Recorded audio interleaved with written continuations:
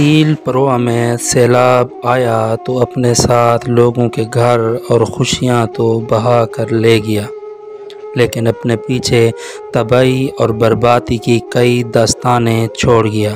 تحصیل پروہ میں سیلاب نے تقریباً 84 دیہی علاقوں کو اپنی لپیٹ میں لے کر تباہی مچائی۔ لوگ اپنے گھروں اور جمع پونجی سے محروم ہوئے۔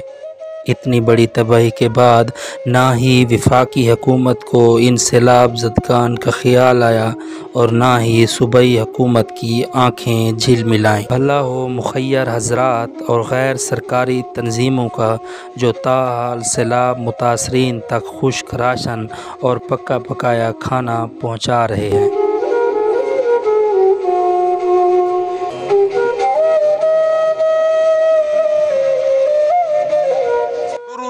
آج تک شروع ہے، نقصان کریندا ویندے گھٹیندا نہیں ویندا، کہیں قسم دی امداد نہیں آئی۔ حکومت یہ ہر شے کے پی کے دی حکومت یہ جڑے عمران دے وچوں نعرے مار مار لوکاں دے منہ رتے تھی گئے، انہاں کہیں آن کے پھیرا نہیں مارا، اسا کے پی کے دے نہیں 4 دیواراں دے بعد ایک پتھراں دا ڈمپر لیندے او فخر خان میاں خیال لے دے، انہاں سا کو نہیں دیتا حال تک۔ گڑتے رہے نقصان تھی گئے، کپڑے آنا میں سمجھا ہوں میں تیرے کو جو پورا کمرے دو چھوڑیں دے جہیز ہیں وہ بھی ختم تھی گئے۔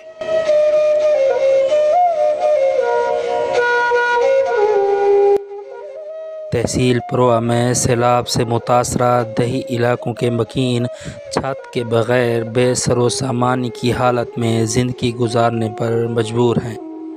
وفاقی اور صوبائی حکومت کو چاہیے کہ فوری طور پر سیلاب زدگان کی مالی امداد کے لیے اقدامات کیے جائیں تاکہ سردیوں سے پہلے سیلاب زدگان کو سر چھپانے کے لیے چھت مہیا ہو سکے۔ کیمرہ ٹیم کے ساتھ خالد ارشد، تحصیل پروہ، ڈیرہ اسماعیل خان۔